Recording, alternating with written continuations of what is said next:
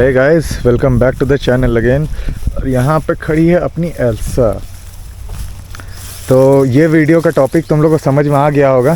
दरअसल मेन बात ये है कि कुछ दिन पहले मैं और मेरा फ्रेंड गए थे हम लोग Kawasaki showroom to review the new KLX।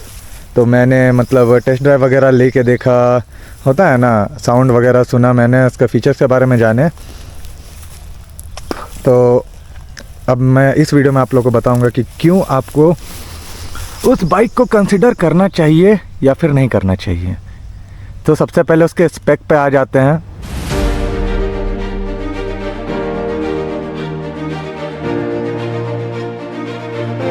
तो दरअसल जो सबसे पहला चीज़ मैंने उस बाइक में नोटिस किया वो था, सबसे पहला लुक जो आप देखिएगा, ऑब्वियस बात आपके दिमाग में एक ही वर्ड आएगा, डर्ट बाइक, जो कि वो है, प्रॉपर डर्ट बाइक है, meant to be look like a dual sport.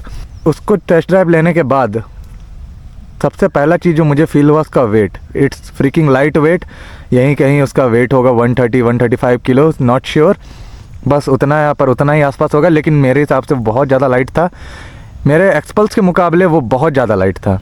और जहाँ तक मुझे उसका लगा ग्राउंड क्लियरेंस के बारे में, उस जैसे कि इसमें आपको मालूम है थोड़ा ये ब्रॉडर सीट के साथ आता है, वाइडर सीट के साथ आता है, मतलब बहुत चौड़ा वौड़ा गाड़ी है ये।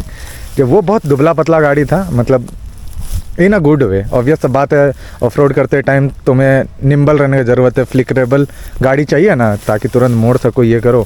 ये आपका ऑयल कूल्ड है, एक्सपल्स ऑयल कूल्ड है, वो लिक्विड कूल्ड था। तो बेसिकली उसका क्लच फील जो था पावर के बेसिस पे वो बहुत अच्छा था। उसमें ऊपर से 6 स्पीड आता है, इसमें 5 स्पीड आता है। कि जब मैं वीडियोस देख रहा था यूट्यूब में, ऑब्वियस सा बात है, जब हम लोग को कुछ समझ में नहीं आता है, हम लोग कहाँ जाते हैं, यूट्यूब में छानबीन करने के लिए। तो उसमें मुझे ये दिखा कि जितना मतलब इंडियन यूट्यूबर्स ने जितना उसके कवर किया, इवन जो बाहर वाले यूट्यूबर्स हैं जिन्होंने KLX 230 चलाया है, तो वो सारे मतलब एक ही चीज़ दिखा रहे थे उनका टॉप स्पीड के अनुसार, कि मतलब उसमें 6 गियर के अनुसार 121 के आसपास मतलब टॉप स्पीड जाता है। ये 131 जाता था, लेकिन इस प्रॉकेट जब से मैंने इसमें चेंज किया है टू 48 टीथ फ्रॉम 45 टीथ, तो इसका भी स्पीड 120 टू 123। अगर आपने वीडियो नहीं देखा है तो फिर स्क्रीन पर आ रहा होगा, जाके देखो। लेकिन उसमें 6 गियर पे वो 121 जाता था, ये 5 गियर पे 123 जाता है। और इसमें अब वो पावर मैनेजमेंट हो चुका है। अगर तुम लोग भी जाके देखोगे इसका टॉप स्पीड के बारे में, तो फिर कहीं ना कहीं अब ये गाड़ी, मेरा एक्सपल्स, ये सेम वैसा ही परफॉर्म करने लग गया है जैसा कि KLX का है। Same to same, neck to neck performance, कुछ अंतर नहीं इस प्रॉकेट चेंज के बाद। और इसका वेट अगर आप ध्यान से ये कीजिएगा, मतलब हैंडल कीजिएगा, जैसे फुल सिस्टम एग्जॉस्ट हो गया, होता है ना, थोड़ा बहुत हेडलाइट वगैरह चेंज, इसका भी वेट 140 के आसपास उतारा जा सकता है। इसका जैसे 158 वेट है के आसपास, 158-160 के आसपास है, इसको 140 किलोस का बनाया जा सकता है अगर आप ये करते हैं। ऊपर से जाहिर सा बात है वो गाड़ी उनके लिए सबसे बेस्ट रहेगा जो, होता है ना, एक अदर बाइक ओन कर सकते हैं, मतलब जैसे कि शौकीन आदमी लोग, ऑफ रोडिंग के लिए अलग हो गया, एक सुपर बाइक रख लिए, टूरिंग के लिए कुछ रख लिए। लेकिन जैसे हम लोग जो हैं सो कॉल्ड, हम लोग मिडिल क्लास, हम लोग के लिए अब एक ऐसा गाड़ी भी चाहिए जो मतलब टूरिंग कर सके, ऐसा गाड़ी चाहिए जो माइलेज अच्छा निकाले, एक ऐसा गाड़ी चाहिए जिसको आप संडे ऑफ रोडिंग या होता है ना उस काम के लिए इस्तेमाल कर सकते हैं। मतलब एक तरीके से ऑलराउंडर व्हीकल, और वो चीज़ एक्सपल्स पूरा करता है, क्योंकि इसमें 13 लीटर का फ्यूल टैंक है। इतना बड़ा काफ़ी है, आपको लंबा जाना है, माइलेज भी निकाल देता है गाड़ी 35 to 40 के आसपास इस प्रॉकेट चेंज के बाद।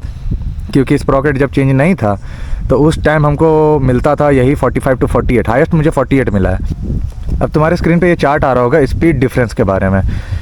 मैंने सिर्फ इसका 48 टीथ जो इसका अभी परफॉर्मेंस है, इसका स्पीड दिया है, और जो KLX का जो परफॉर्मेंस था उसका स्पीड अगर साइड बाय साइड देख लो तो लोगों को मालूम चल जाएगा कि होता है ना कैसा परफॉर्मेंस है अभी इस गाड़ी का उसके मुकाबले। लेकिन अगर मैं अब यहाँ दिखा दूँ 45 टीथ कैसे परफॉर्म करता था, तो तुम्हें मालूम चल गया कि कैसा परफॉर्मेंस इसका और उसका है। फिर तुम बोलोगे भाई वो पूरा डर्ट बाइक है, ये तो डुअल स्पोर्ट है, DB है, फलना ढिमकाना, ठीक है मानता हूँ, लेकिन ज़रा मुझे तुम बताओ, क्या तुम्हारे पास इतना पैसा है कि तुम दो सेपरेट गाड़ी, दो सेपरेट अलग अलग पर्पस के लिए ओन कर सकते हो? नहीं। मैं एक्सपल्स को लॉन्ग राइड पे इस्तेमाल कर सकता हूँ, मैं इसे ऑफ रोडिंग के लिए इस्तेमाल कर सकता हूँ, मैं जो चाहूँ वो कर सकता हूँ इसके साथ। तो बस वही चीज़ है। तो फिर अब देखना, अब प्राइस डिफरेंस देखो, 164 पड़ा इसका मुझे, और रैली किट मैंने डाल दिया 34,000 का, ठीक है। फेंडर और स्प्रॉकेट दोनों का 2022 100 करके पड़ा मुझे। और फिर अभी मैंने इसका चक्का भी नहीं जोड़ा है। ऑब्वियस सा बात है, तुम KLX लोगे तो क्या तुम मुझसे स्टॉक टायर पे ऑफ रोडिंग कराओगे? नहीं ना। तो मुझसे ऑब्वियस सा बात है डर्ट टायर डालोगे उसमें, रैल्को वगैरह या कुछ समथिंग लाइक दैट। तो अब सिंपल सा चीज़ क्या बच रहा है, प्राइस देखो। इसका तो तुम्हें दिख गया छोटा मोटा कि इतना प्राइस बैठा। अब KLX का दाम था जो मुझे खटक गया, वो था ऑन रोड रांची 3,90,000। बाप रे, समझ रहे हो, 3,90,000। उसमें आपको क्या मिल रहा है? वही BHP जितना इसका है, मतलब 19-20 का अंतर हो गया इसका BHP और टॉर्क में। उसमें भी सेम है। इस प्रॉकेट बड़ा डलने के बाद उसका टॉर्क भी, इसका टॉर्क बढ़ गया। तो मैं कह सकता हूँ कि उसका और इसका टॉर्क साइड बाय साइड लेके चलो। एक्सेलरेशन है दोनों में सेम तरीके से, मतलब थोड़ा बहुत अंतर होगा। बीइंग अ लाइट वेट गाड़ी वो ज़्यादा, थोड़ा सा ज़्यादा भाग सकता है।